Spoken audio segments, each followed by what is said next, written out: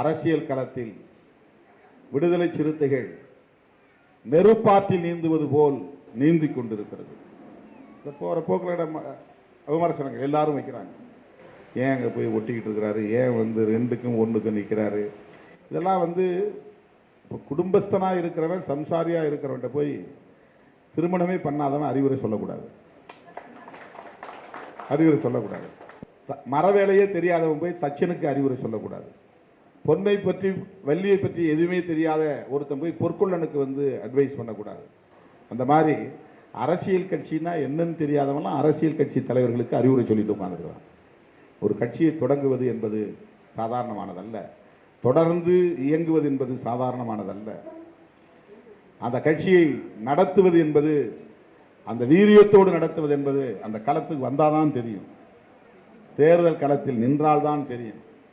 காங்கிரஸுக்கு 10, விடுதலை சிறுத்தைகளுக்கு 2 லாஜிக் நல்லா இருக்கு கேட்கறது. ஏன் காங்கிரஸுக்கு 10 கொடுக்கணும்? இப்படி யோசிச்சு பாருங்க.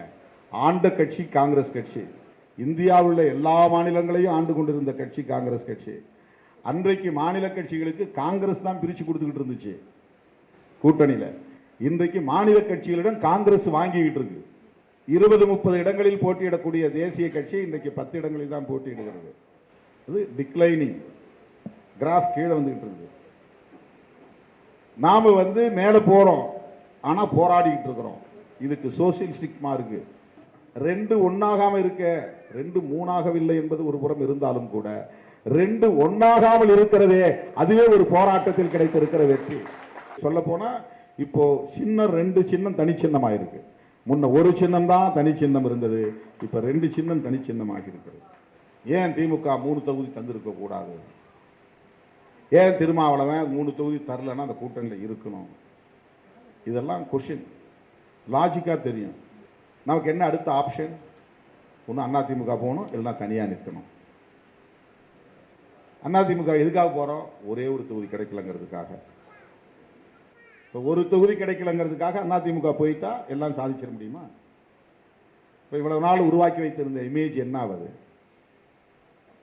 பேசிய கொள்கை என்னாவது? கருத்துக்கள் என்னாவது? அப்ப இந்த ஒரே ஒரு தொகுதிக்காகத்தானா இவ்வளவும் பேசியது?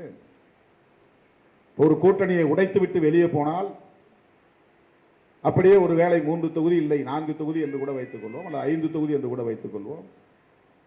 வின்னிங் ப்ராபபிலிட்டிஸ், வெற்றி பெறுவதற்கான வாய்ப்புகள், சாத்தியக்கூறுகள் எவ்வளவு? காம்பினேஷன்லாம் பார்க்க வேண்டியிருக்குல்ல, கூட்டல் கழித்தெல்லாம் பார்க்க வேண்டியிருக்குல்ல. சரி, பிஜேபியும் அதிமுகவும் ஏன் பிரிந்து நிற்கிறார்கள்? என்ன சண்டை? மோடிக்கும் எடப்பாடிக்கும் சண்டையா? அல்லது அமித்ஷாவுக்கும் எடப்பாடிக்கும் சண்டை நடந்ததா? அல்லது பிஜேபி பேசுகிற கொள்கை தவறு என்று என்றைக்காவது அதிமுக சொல்லிவிட்டு வெளியே வந்ததா?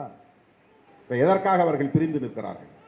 ஏற்கனவே ஒன்றாய் இருந்தே வெற்றி பெறாதவர்கள் அதிமுக, பாஜக, பாமக எல்லோரும் சேர்ந்து நின்றும் அவர்களால் ஆட்சியை கைப்பற்ற முடியவில்லை, தோல்வியை தழுவினார்கள்.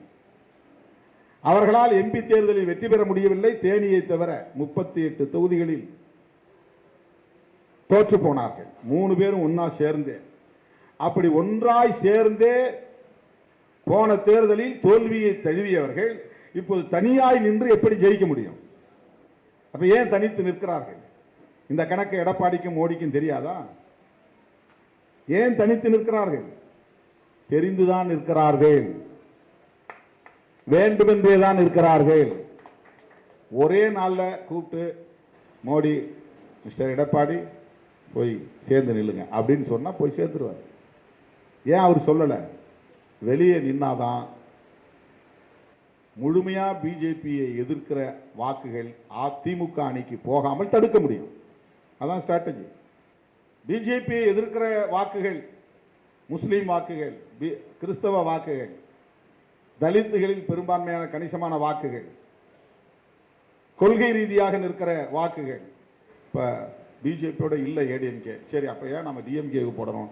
ஏடிஎம்கேக்கு போடலாம், ஓட்டு சிதறும். ஃப்ராக்மெண்டேஷன் ஆஃப் ஓட் பேங்க், அதான் strategy. Splitting the vote bank, அதுதான் ஸ்ட்ராட்டஜி. தெரியாமலாம் அவங்க தனியா நிக்கல. இதெல்லாம் கணக்கில் எடுத்து தான் நாம் ஒரு முடிவுக்கு வரோம். சரி, இங்க ஒரு அடமன்சி இருக்கு, பரவாயில்ல. நமக்கு 3வது தொகுதியை கொடுக்க அவங்க தயங்குறாங்க, ஓகே பரவாயில்ல. இதற்காக வெளியே போனால் திமுக கூட்டணி அல்லது இந்தியா கூட்டணி அல்லது பிஜேபி எதிர்ப்பு கூட்டணி பலவீனப்பட்டுவிடும். பலவீனப்படுத்துவதற்கு நாம் காரணமாக இருந்து விடக்கூடாது. இதெல்லாம் கணக்கில் வச்சு தான் பண்றோம். உடனே அவனு நினைச்ச மாதிரி நான் உணர்ச்சி வயப்பட்டு வெளியே வந்து எங்களை அவமதித்து விட்டார்கள், 2 கொடுத்தது எங்களுக்கு அசிங்கம், 3வது கொடுத்திருக்க வேண்டும், எங்களை அவமதித்த நிலையிலே இந்த கூட்டணியில் எங்களால் நீடிக்க முடியாது அப்படின்னு நான் பேசுவதை எதிர்பார்க்குறாங்க. அதுக்காக தான் புரோவோக் பண்றான், ஆத்திரம் ஊட்டுறான். பாரு 100 கோடி வாங்கிட்டார் உங்க தலைவர், இந்த 50 கோடி வாங்கிட்டார். யார் இந்த ஆதவ் அர்ஜுன்? இவர் ஏன் திடீர்னு இங்க உள்ள வந்தார்? இவர் ஸ்லீப்பர் செல், இவரை பிஜேபி உள்ள அனுப்பியிருக்கு, இவரை டிஎம்கே உள்ள அனுப்பியிருக்கு. ஒரு வெங்காயமும் கிடையாது. அதெல்லாம் உண்மையே இல்லை. உடனுக்குடன் செய்திகளை தெரிந்து கொள்ள சன் நியூஸ் பெல் ஐகானை கிளிக் பண்ணுங்க.